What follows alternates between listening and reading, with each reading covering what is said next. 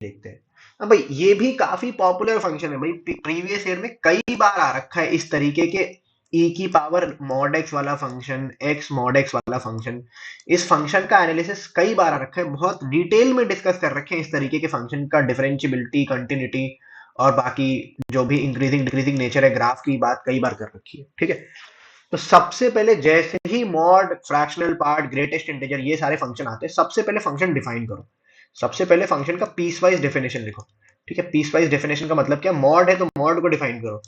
जब x हमारा positive होगा तो कैसे फंक्शन आएगा हमारे पास एक्स स्क्वायर, जब x हमारा नेगेटिव होगा तो कैसा फंक्शन आएगा हमारे पास माइनस एक्स स्क्वायर। ठीक है, तो इस तरीके से हमारे पास ये फंक्शन आ गया।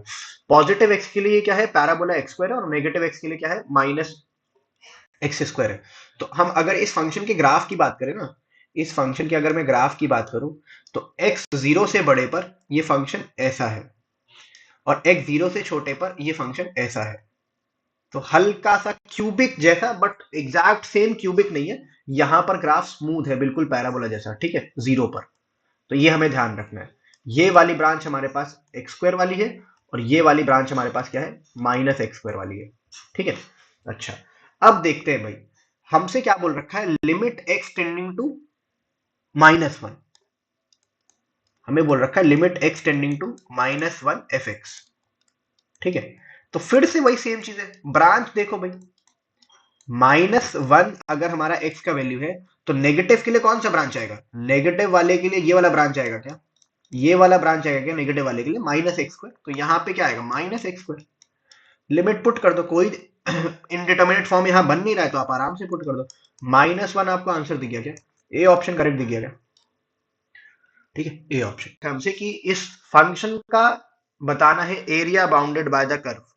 ठीक है, एफ एक्स का और एक्स एक्सिस का between the lines x equal to -2 and x equal to 1।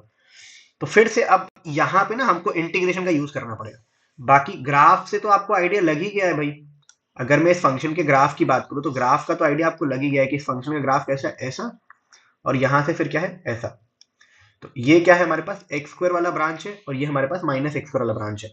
अब बोल रहे हैं x equal to -2 x axis, और इस फंक्शन के बीच का एरिया हमको बताना है। तो x इक्वल टू -2 कहीं यहां पे आएगा, x इक्वल टू -2 कहीं यहां पे आएगा, ये x इक्वल टू क्या है हमारे पास -2, और x इक्वल टू 1 कहीं यहां पे आएगा, x इक्वल टू 1 कहीं यहां पे आएगा। ठीक है, तो अब हमें क्या करना है, ये वाला एरिया देखना है।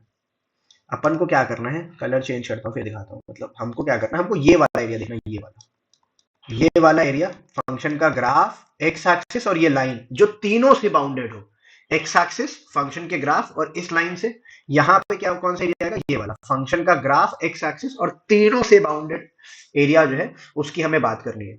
अच्छा फिर से अब यहाँ पे एक इंपॉर्टेंट बात और है कि फंक्शन अपना ब्रांच चेंज कर रहा है तो हमें इंटीग्रेशन भी ब्रेक करना पड़ेगा।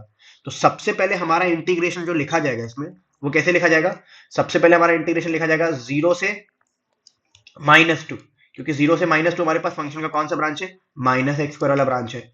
अच्छा उसके बाद फिर हमारा इंटीग्रेशन लिखा जाएगा 0 से 1, इसमें कौन सा ब्रांच है, एक्स स्क्वायर वाला ब्रांच है। ठीक है, और लगाएंगे हम यहाँ मॉड, क्योंकि हम क्या कर रहे हैं, एरिया ले रहे हैं, एरिया हमेशा क्या होता है, पॉजिटिव होता है। ठीक है, तो ये हमारे पास आ गया।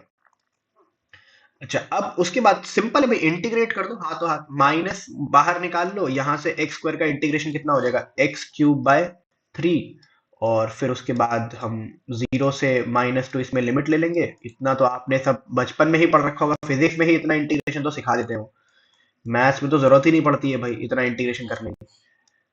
ठीक है, तो ये कितना हो जाएगा, 0 से 1, और हम मॉड तो ऑब्वियसली लेंगे ही लेंगे, ये सब कुछ सारा सामान मॉड के अंदर है। ठीक है, मॉडुलस ले लेंगे। अच्छा अब चलो लिमिट पुट करते हैं। तो वही upper limit minus lower limit, upper limit जब इसमें पुट करेंगे तो कितना हो जाएगा हमारे पास, -8/0। आई थिंक हाँ ठीक है, मतलब कुछ तो हमने गड़बड़ किया है, वैसे लिमिट स्विच कर दी है। ठीक है, मतलब वो स्विच हटा देंगे, फर्क नहीं पड़ेगा, मॉड लगा रखा है। लिमिट -2 से 0 होनी थी यहाँ पे, वैसे फर्क नहीं पड़ेगा उसमें, मॉड लगा रखा है तो कोई दिक्कत नहीं है। तो -8/3 -0।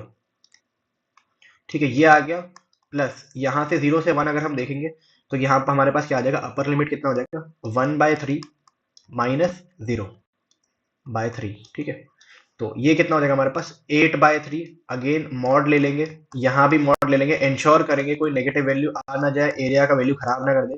तो कितना हो जाएगा 9/3। तो हमारे पास यहाँ से कितना आंसर आ जाएगा 9 स्क्वायर यूनिट।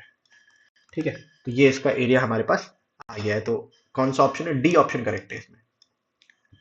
इसमें डी ऑप्शन हमारा करेक्ट है। ठीक है, इसी का लास्ट पार्ट दे रखा है हमारे पास। तो हमको बोल रखा है कंसिडर द फंक्शन दिस, और फंक्शन इंक्रीजिंग है माइनस इन्फिनिटी से इन्फिनिटी। तो भाई वो तो ग्राफ से ही चमक रहा है आपको, ये बात तो अपन ने ग्राफ से ही देख ली थी भाई। आगे बढ़ता हुआ ऊंचाइयां छूता हुआ ग्राफ है क्या? आसमान को छूने को हमेशा तैयार ग्राफ, चाहे एक्स नेगेटिव हो चाहे एक्स पॉजिटिव हो, ग्राफ हमेशा ऊपर की तरफ जा रहा है क्या? ग्राफ हमेशा ऊपर की तरफ जा रहा है क्या? यस, फंक्शन इंक्रीजिंग है। फंक्शन क्या है? इंक्रीजिंग है। ये बात आप डिफरेंशिएट करके भी पता कर सकते हो। कैसे पता चलेगा? हमने बता रखा था ना, फंक्शन को हमने पीस वाइज डिफाइन किया था कि फंक्शन माइनस एक्स स्क्वायर है कब? जब एक्स नेगेटिव है। फंक्शन एक्स स्क्वायर है जब एक्स पॉजिटिव है। डिफरेंशिएट करो फंक्शन को, एफ डैश निकालो। तो एफ डैश एक्स हमारे पास कितना आ जाएगा यहां से?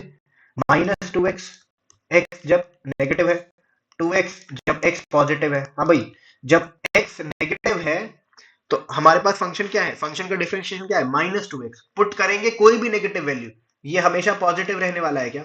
हाँ बिल्कुल रहने वाला है। यहां पर ये हमेशा पॉजिटिव रहने वाला है क्या? हाँ, ये वाला ही पॉजिटिव रहने वाला है। तो फंक्शन का डिफरेंशिएशन हमेशा पॉजिटिव है ना, for all values of x. इसका मतलब क्या है? फंक्शन इंक्रीजिंग दिख गया क्या? फंक्शन हमेशा इंक्रीजिंग दिख गया क्या? फॉर ऑल रियल वैल्यूज या for all values of x in domain. तो डोमेन तो यहाँ पे ऑल रियल है ही है। समझ में आ गया आपको क्या? तो फर्स्ट स्टेटमेंट बिल्कुल सही है। अच्छा, फंक्शन जीरो पर डिफरेंशिएबल है वो चेक करना है। तो फंक्शन को डिफरेंशिएट कर दिया है, x इक्वल टू 0 पुट करो। 0 पुट करेंगे तो यहाँ लेफ्ट हैंड डेरिवेटिव कितना आएगा? 0। राइट हैंड डेरिवेटिव कितना आएगा? वो भी कितना आएगा? 0। तो देख गया क्या? फंक्शन डिफरेंशिएबल भी है, फंक्शन इंक्रीजिंग भी है। तो यहाँ पे दोनों ही स्टेटमेंट सही है, इधर भी सी ऑप्शन करेक्ट है। ठीक है, इधर भी हमारे पास क्या है? C option.